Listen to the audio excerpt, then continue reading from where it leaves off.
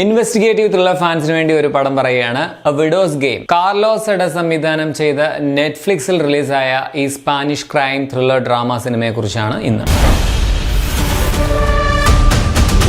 ഒരാൾ ഒരു വലിയ അപ്പാർട്ട്മെന്റിന്റെ കാർ പാർക്കിംഗ് ഏരിയയിൽ വെച്ച് കൊല്ലപ്പെടുന്നു. അയാളുടെ ഭാര്യയായിരുന്നു ഇതിൽ മെയിൻ സസ്പെക്ട്. ശരിക്കും പുള്ളിക്കാരി ആണോ കില്ലർ? ഇതാണ് എ വിഡോസ് ഗെയിം എന്ന സിനിമ പറയുന്നത്. ഇത് സ്പോയിലർ ഒന്നുമല്ല, ഇതിന്റെ ടൈറ്റിലിൽ നിന്ന് തന്നെ നമുക്ക് കാര്യം ഏകദേശം മനസ്സിലാവും. സ്പെയിനിൽ വലൻസിയ എന്ന സ്ഥലത്ത് വെച്ച് 2017 ശരിക്കും നടന്ന ഒരു മർഡറിന്റെ ചലച്ചിത്രാവിഷ്കാരമാണ് ഈ സിനിമ. കില്ലർ ആരാ എന്താന്നൊക്കെ പടം തുടങ്ങി അധികം വൈകാതെ തന്നെ നമുക്ക് മനസ്സിലാവും. പിന്നെ എന്തിനിത് ചെയ്തു, എങ്ങനെ ചെയ്തു എന്നുള്ളതാണ് പടം പറയുന്നത്. ഇവാന ബാക്വറോ എന്ന നടിയാണ് മാഹെ എന്ന മെയിൻ ക്യാരക്ടർ അവതരിപ്പിച്ചിരിക്കുന്നത്. നല്ല പെർഫോമൻസ് ആയിരുന്നു. ഒരു ചലഞ്ചിങ് റോളാണ്, കുറച്ച് അൺകൺവെൻഷണൽ റോളാണെന്ന് പറയാം. വേണമെങ്കിൽ ഇത് ഓവറാക്കി അവതരിപ്പിക്കാൻ പറ്റും, പക്ഷെ അങ്ങനെയല്ല. ഒരു വളരെ മിതത്വം പാലിച്ചുകൊണ്ടുള്ള പെർഫോമൻസ് ആയിരുന്നു ആ നടി സ്വീകരിച്ചിട്ടുണ്ടായിരുന്നത്. അതുപോലെ തന്നെ ഇൻവെസ്റ്റിഗേറ്റീവ് ഓഫീസർ ഈവ ആയിട്ട് വന്ന മരിയ ഡെൽ കാർമൽ, അവരുടെയും നല്ല പെർഫോമൻസ് ആണ്. സാൽവ എന്ന ക്യാരക്ടറിൽ വന്ന നടൻ ട്രിസ്റ്റൻ ഉലോവയും നൈസ് ആയിരുന്നു. സോ എല്ലാവരുടെയും പെർഫോമൻസ് ഒക്കെ നൈസ് ആണ്. ഇതിന്റെ ക്യാമറ കിടുവാണ്. ഒരു ബ്ലൂവിഷ് ടോൺ ആണ് പടത്തിനുള്ളത്. മിക്ക സ്പാനിഷ്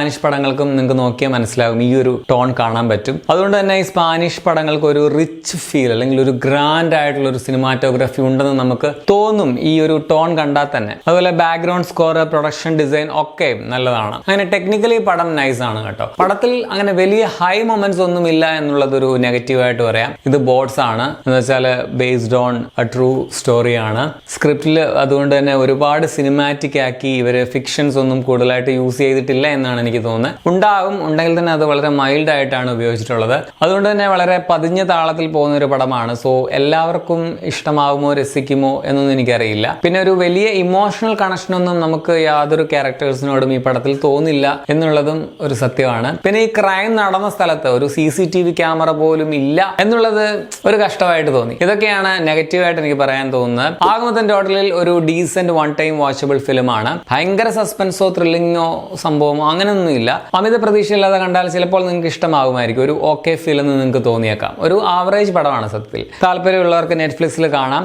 സ്പാനിഷ് ആണ് ഇതിന്റെ original language. English, Hindi dubbing വേർഷനുകളും അവൈലബിൾ ആണ്. തമിഴ്, മലയാളം ഒന്നുമില്ല. 2 മണിക്കൂർ 2 മിനിറ്റ് ആണ് സിനിമയുടെ റൺ ടൈം. പിന്നെ പടം സ്ട്രിക്ട്ലി 18+ ആണ്. ന്യൂഡിറ്റി, സെക്സ് സീൻസ് ഒക്കെ പടത്തിലുണ്ട്. അത് ഓർത്ത് കാണുക.